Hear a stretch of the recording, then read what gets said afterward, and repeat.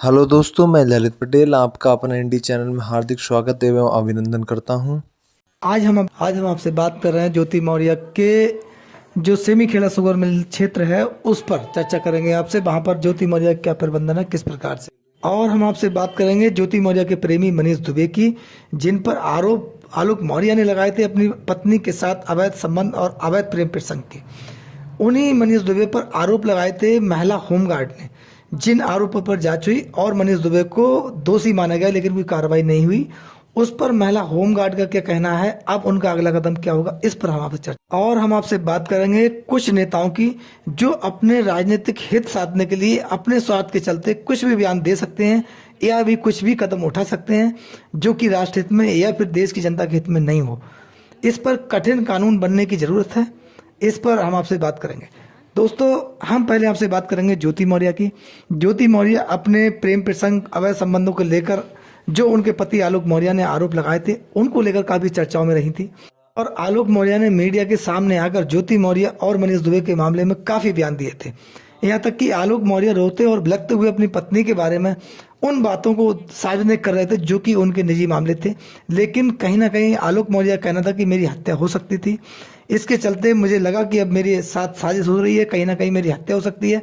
ऐसे में मुझे कहीं ना कहीं मीडिया के सामने आना पड़ा। मैंने उच्च अधिकारियों से शिकायत की और उनकी शिकायत माननीय मुख्यमंत्री के पास गई थी। उसके बाद पूरा प्रकरण क्या हुआ ये आपने देखा कि जांच वापस हुई, और क्योंकि आलोक मौर्य ने ही अपनी शिकायत वापस ली, बिना मानवी की इंटरव्यू, तमाम ऐसे मामले हुए। मनीष दुबे और ज्योति मौर्य के खिलाफ काफ़ी मामला, जनता के अंदर आक्रोश था। जनता कहीं ना कहीं, महिलाएं देश की पीड़ित भी हुई। काफ़ी महिलाएं ऐसी थी जिनकी शिक्षा बीच में रोक दी गई। और मनीष दुबे पर भी तमाम ऐसे आरोप लगे जो आरोप उन पर आलोक मौर्य ने ही लगाए थे दोस्तों। लेकिन ज्योति मौर्य बरेली जिला के सेमीखेड़ा शुगर मिल में पोस्टेड है, जहां पर सेमीखेड़ा शुगर मिल अब संचालित हो चुकी है। लेकिन क्षेत्र की जनता ने, किसानों ने उनके खिलाफ मोर्चा खोला था, जिसमें काफ़ी ज्योति मौर्य के खिलाफ शिकायतें दी गई थी। लेकिन उनका आरोप था कि घटतोली की जाती है, समय से चीनी मिल का जो पैसा है, गन्ने किसानों का जो पैसा है वो किसानों को नहीं मिल पाता है।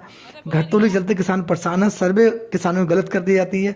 ज्योति मौर्य उनके मामले में कहीं ना कहीं हस्तक्षेप करने में पीछे रहती है, या फिर आम जनता के मामलों में सक्रियता उनकी कम रहती है।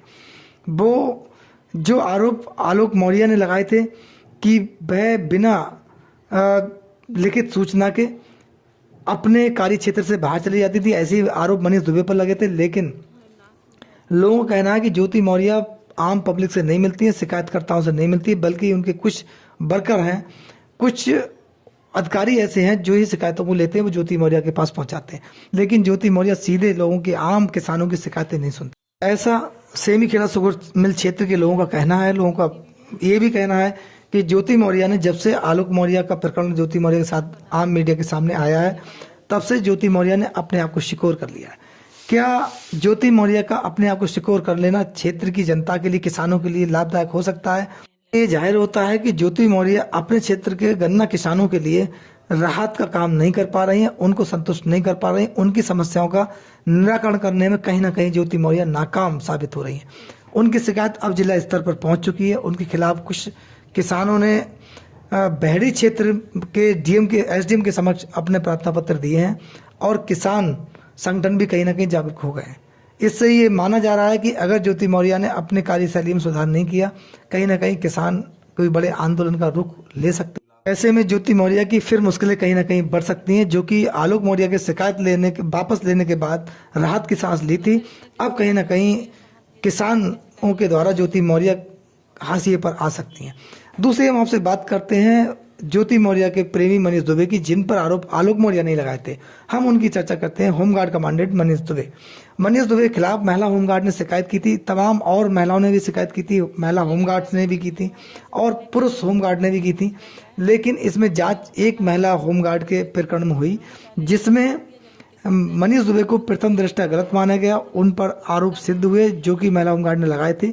जांच होने के 3 महीना बीत जाने के बावजूद भी आज तक कोई भी कार्रवाई मनीष दुबे के खिलाफ नहीं हुई है। इसमें कहीं ना कहीं महिला होमगार्ड आहत हैं, परेशान हैं, और उन्हें ये घबराहट है कि मेरे खिलाफ कोई ना कोई षड्यंत्र रचा जा सकता है, वह पीड़ित है। ऐसे में नज़दीकी लोगों का कहना है कि अब महिला होमगार्ड ने ये विचार किया है, वो न्यायालय के समक्ष जाएंगी और न्यायालय के सामने न्याय की गुहार लगाएंगी जिससे कि उनको न्याय मिल सके, उनकी लाइफ सिक्योर हो चुके, कहीं ना कहीं वो पुनः प्रताड़ित ना हो, क्योंकि वो बहुत ही छोटे पद पर हैं, होमगार्ड हैं, वह भी मृतक आश्रित में है। उनके साथ खड़े होने वाले जो लोग हैं उनकी संख्या कम है। मनीष दुबे एक अधिकारी हैं, वो भी होमगार्ड कमांडेंट है, उसी के विभाग में है। ऐसे में महिला होमगार्ड की मुश्किलें कहीं ना कहीं बढ़ सकती हैं, अपने आप को असहज महसूस कर रही हैं। ऐसे में महिला होमगार्ड अब न्यायालय के समक्ष जा सकती हैं और वो न्यायालय जाने के लिए स्वतंत्र भी हैं, लेकिन क्षेत्र की जनता, देश की जनता की जो हमदर्दी है, सिंपैथी है, वो महिला होमगार्ड के साथ है। लेकिन यहाँ पर प्रश्न उठता है कि ज्योति मौर्य के प्रकरण में आलोक मौर्य ने जो शिकायत वापस ली, उसका निस्तारण बहुत जल्दी हो गया और कमिश्नर प्रयागराज के द्वारा जांच रिपोर्ट शासन के पास भेज दी गई, क्योंकि लोगों का कहना है कि ऐसा कि ज्योति मौर्य स्वयं एक पीसीएस अधिकारी हैं, उसके चलते उन्हें कहीं ना कहीं सपोर्ट किया गया, राहत दी गई, उन पर कोई भी भ्रष्टाचार का आरोप जो है सिद्ध नहीं हो सका और प्रयागराज कमिश्नर के द्वारा बहुत जल्दी ही रिपोर्ट शासन के समक्ष भेज दी गई। लेकिन महिला होमगार्ड के मामले में जांच रिपोर्ट शासन के पास गई, लेकिन उस पर कोई एक्शन नहीं हुआ। ज्योति मौर्य को क्लीन चिट दी गई, क्योंकि ज्योति मौर्य पर कोई आरोप भ्रष्टाचार के सिद्ध नहीं हुए, उन पर अवैध संपत्ति नहीं पाई गई, उनके खिलाफ कोई किसी प्रकार कोई एविडेंस नहीं है। लेकिन महिला होमगार्ड के मामले में मनीष दुबे के खिलाफ एविडेंस भी थे, उसकी शिकायत भी थी, बयान भी थे, लेकिन मनीष दुबे पर एक्शन नहीं हुआ। क्या एक कमजोर वर्ग और एक पूंजीवादी या उच्च पदों पर बैठे हुए लोग अधिकारियों के अगेंस्ट कार्रवाई करने में कहीं ना कहीं जो अधिकारी हैं वो भी मतभेद या पक्षपात की भावना रखते हैं? लोगों का ऐसा कहना है। क्या निष्पक्ष भाव से अगर काम हुआ था तो दोनों में समान एक्शन होता, एक ही साथ एक्शन होता, लेकिन नहीं हुआ। यहाँ पर स्पष्ट ये होता है कि ज्योति मौर्य एक पीसीएस अधिकारी है, उनके मामले में सक्रियता बरती गई। जब आलोक मौर्य ने शिकायत वापस ली, उसके बाद तुरंत जांच जो थी वो शासन के पास भेज दी गई। लेकिन महिला होमगार्ड के मामले में जांच तो गई, लेकिन आज तक एक्शन नहीं हुआ। यहाँ पर एक प्रश्न है कि ज्योति मौर्य एक पीसीएस अधिकारी है, वहीं महिला होमगार्ड एक होमगार्ड है, वो भी मृतक आश्रित है, उसके साथ सहारा कम लोगों का है, लेकिन आम जन समर्थन है, आम लोगों की भावनाएं महिला होमगार्ड के साथ हैं। दोस्तों, हम आपसे बात करते हैं राजनीतिक प्रकरण पर। आजकल तमाम नेताओं के बयान समय समय पर वायरल होते रहे हैं, इससे पूर्व भी होते रहे, लेकिन अब कहीं ना कहीं ऐसा एहसास होने लगा है कि राजनीतिक स्तर पर जो नेता हैं, कुछ नेताओं के द्वारा अपने निजी हित और अपने स्वार्थों के चलते कहीं भी कुछ भी बयान दिए जा सकते हैं, जिससे कि आम जनता को हानि होती है, आम जनता कहीं ना कहीं पीड़ित होती है, लोगों के अंदर असंतुष्टता की भावना प्रकट होती है।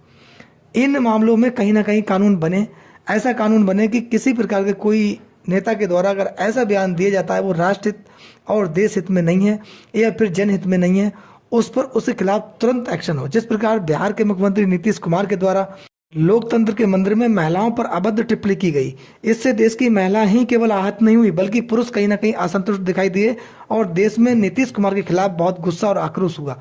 दोस्तों, इसमें नीतीश कुमार के खिलाफ क्या एक्शन नहीं होना चाहिए था, या फिर मनीष दुबे के खिलाफ एक्शन नहीं होना चाहिए था, या फिर ज्योति मौर्य के प्रकरण में निष्पक्ष जांच नहीं होनी चाहिए थी? ये आम जनता चाहती है, इसका प्रश्न चाहती है कि राजनीतिक स्तर आजकल इस प्रकार से कुछ लोगों ने गिरा दिया है कि देश की जनता कहीं ना कहीं पीड़ित और परेशान होती है। दोस्तों, इस पूरे प्रकरण में आपकी क्या राय है? अपनी राय हमें कमेंट्स बॉक्स में जरूर दें। आपका बहुत बहुत धन्यवाद। नमस्कार, जय हिंद, जय भारत।